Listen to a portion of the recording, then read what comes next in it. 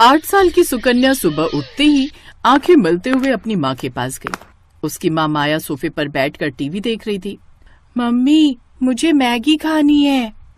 हाँ हाँ, अभी बना देती हूँ। वैसे भी मैंने कुछ और बनाया नहीं, तेरे पापा गए हुए हैं अभी ऑफिस की ट्रिप के लिए बाहर, तो घर में मैं और तू ही तो है और खुद भी खाती है, साथ ही अपनी बेटी को भी खिलाती है। ज्यादातर उसका पति ट्रिप पर ही रहता, जिस कारण वो दोनों माँ बेटी ही घर में रहती और वो जल्दी में दोनों के लिए मैगी ही बना देती। ऐसे ही समय बीता और अब सुकन्या 22 साल की हो गई।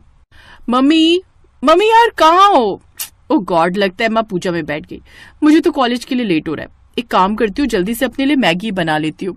मेरी ऑल टाइम फेवरेट। सुकन्या रसोई में जाकर मैगी बनाने लगती है, लेकिन मैगी बनाते वक्त वो कुछ सब्जियां भी उसमें ऐड करने लगती है और सब्जी काटते हुए उसकी उंगली कट जाती है। Ouch mummy, mummy. उसकी आवाज सुनकर जल्दी से पूजा खत्म कर उसकी माँ माया बाहर आती है।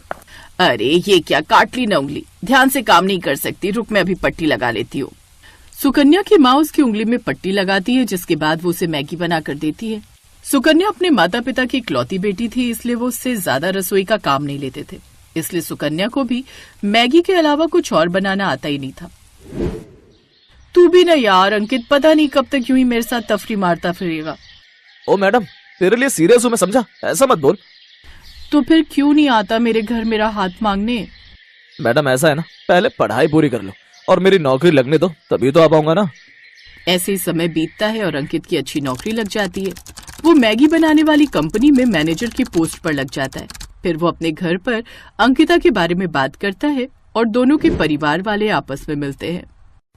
देखिए बहन जी, ये मेरी इकलौती बेटी है, बड़े ही प्यार से पाला है मैंने इसे, तो इसका अच्छे से ध्यान रखिएगा। आप चिंता मत कीजिए बहन जी, हम बहू नहीं बेटी ले जा रहे हैं।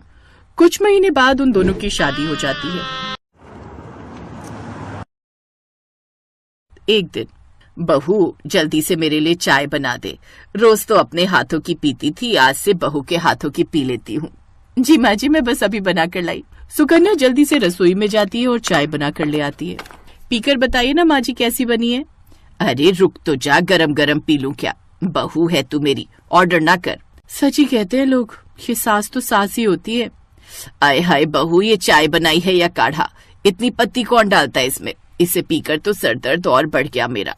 तेरी माँ ने तुझे चाय बनाना भी नहीं सिखाया क्या? वो माँ जी, मैंने पहली बार बनाई है ना इसलिए। कोई बात नहीं, मैं सीख जाऊंगी। उफ, पता नहीं क्या होगा आजकल की लड़कियों का, बताओ चाय तक बनानी नहीं आती। ओ मैडम, तू उसे क्या बोल रही है, तुझे खुद कौन सी आती है?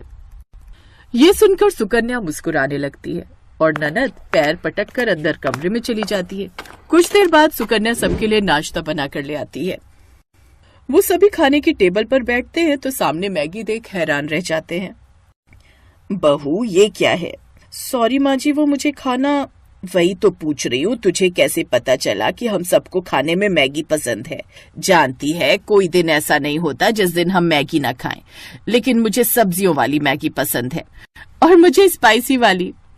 और सुकन्या मुझे अनियन वाली। तुम जानती हो ना, मैंने तो मैगी की कंपनी इसीलिए ज्वाइन की है क्योंकि इसकी वजह से मुझे अच्छी खासी मैगी घर लाने को मिल जाती है। मैं तो रोज वहाँ से 50 पैकेट मैगी अपनी गाड़ी में छुपा कर ले आता हूँ। हाँ अंकित, मैगी से इतना प्यार की उसके लिए चोरी भी, वेरी बैड। खैर, मुझे लगा था मैं ही मैगी की दीवानी हूँ, लेकिन तुम सब भी मैगी के कोई कम दीवाने नहीं हो। अगर मैगी वालों का बस चले ना तो हम सबको अपनी मैगी का फैमिली एम्बेसडर बना ले। सुकन्या खुश हो जाती है। अब वो सुबह शाम सबके लिए मैगी बनाती है। आज मैंने सबके लिए मसाला और जीरा मैगी बनाई है और भाभी कल पनीर मैगी। हाँ हाँ, अब तुम सब फिक्र मत करो, अब मैं आ गई हूँ ना, तो अब तुम सब सुबह शाम बस मैगी खाओ। अब सभी घर वाले सुबह शाम बस मैगी ही खाते, यहाँ तक कि अगर कोई मेहमान भी आता तो उसे भी वही बनाकर खिलाते, जिस कारण मेहमान भी उनके घर आने से डरते। अरे ये क्या अंकित की माँ, ये बहू क्या पका कर ले आई, मैगी? हाँ आपको पता है, इसे भी हमारी तरह इसका बड़ा ही शौक है।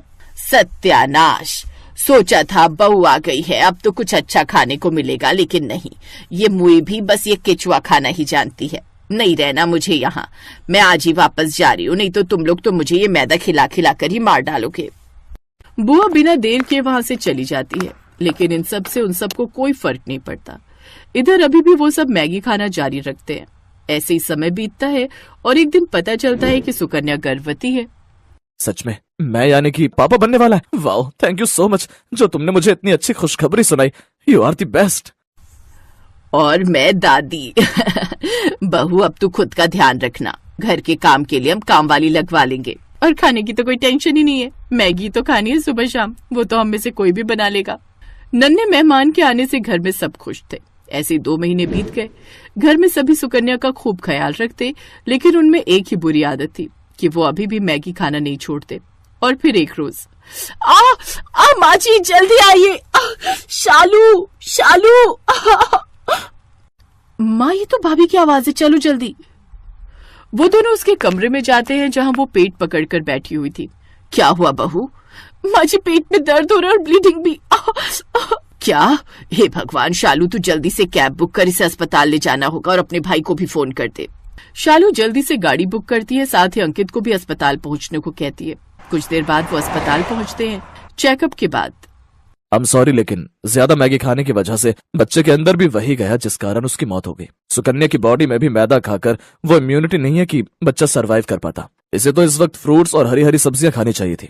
आप जानते हैं ज्यादा मैगी या मैदा खाने की वजह से हमारी बॉडी को कितना नुकसान होता है, और ये मैदा हमारी आंतों में चिपक जाता है। इसीलिए महीने में 1-2 बार खाने में कोई बुराई नहीं, लेकिन रोज खाना यह आप सबकी सेहत के लिए भी खतरनाक हो सकता है। क्या मेरा बच्चा?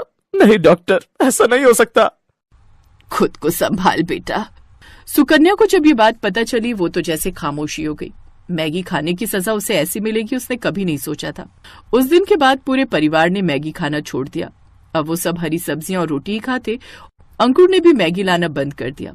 ऐसे ही कुछ महीने बीत गए और अब सुकन्या फिर से प्रेग्नेंट हुई, लेकिन इस बार वो कोई रिस्क नहीं लेना चाहती थी, इसलिए उसने खुद का अच्छे से ध्यान रखा। साथ ही ससुराल वालों ने भी उसका खूब ध्यान रखा, और हेल्दी चीजें खाने का नतीजा ये हुआ कि उसने एक साथ 2 जुड़वा बेटा बेटी को जन्म दिया। अब उनका परिवार पूरा हुआ और अब वो सब साथ में खुशी खुशी रहने लगे।